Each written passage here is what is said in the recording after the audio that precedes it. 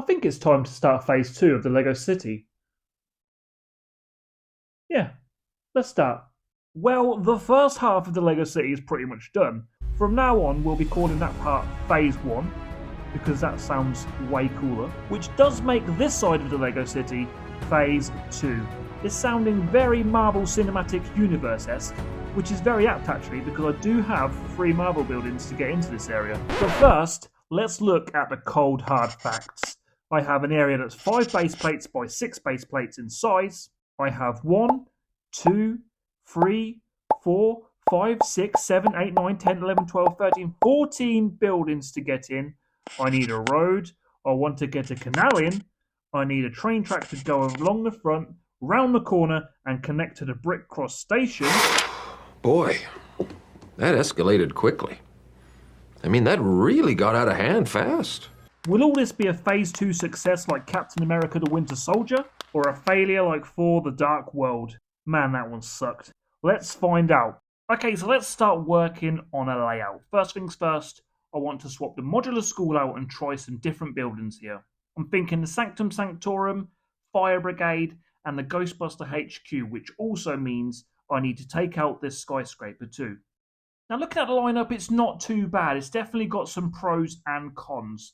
Firstly, the pros, the 3 buildings look good together, and I really like this alleyway that's been created between the Sanctum Sanctorum and the Ghostbusters HQ. As for the cons, I'm disappointed to lose the height of that skyscraper behind Diagon Alley, and I also don't like how you can see the back of one of the Diagon Alley buildings at the end of this new alleyway. However, I am going to leave these 3 here for now and see how it goes with them. So now I'm going to need some roads in front of these buildings. I'll place the modular school along this back wall because I really want to see it head on, and then that too needs road in front of it. Oh, and I also better make sure that I get my track in. I can imagine leaving that till last and then not having the space to place it in. That would have been embarrassing. Now let's get back to getting these buildings in. So far I've added 3, which leaves 11 to get in, but I also took one out to fit them in, so it's actually 12. This is getting confusing.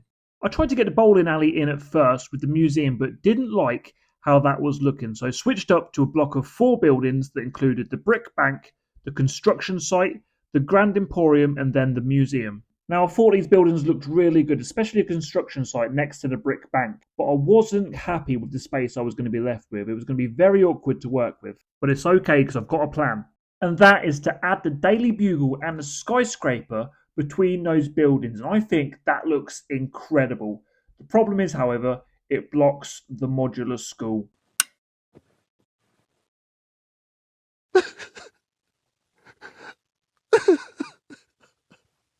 But I do really like this block of buildings, so I'm going to try and keep it, just push it to the back of the wall where the school is, and maybe bring the school to the front, see how that looks.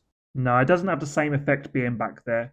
Just doesn't look how it did at the front, and as well, the road on the side, because of the construction site being 1.5 base plates, it doesn't line up properly.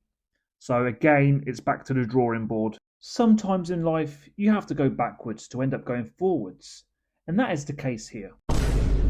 I switched things up and put the skyscraper and the school back where they were because I really like this block of buildings here at the front. I've started to place buildings along the back and this side wall. Obviously the Brick Cross station has to go there. Honestly, train tracks are a pain in the...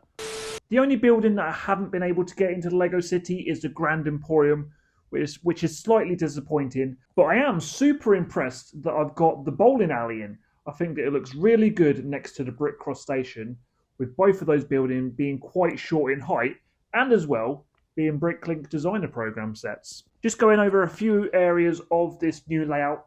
Behind the Daily Bugle where the skyscraper was, that is the only place I've been able to get the Ghostbuster firehouse. So it's pretty hidden away, with the entrance being on the opposite side facing the road.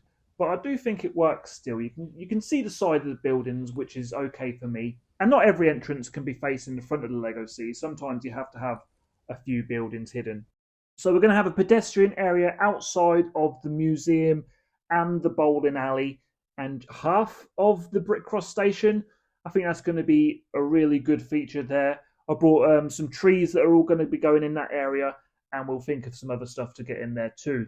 That will look really good. As things stand, I'm really pleased with this layout.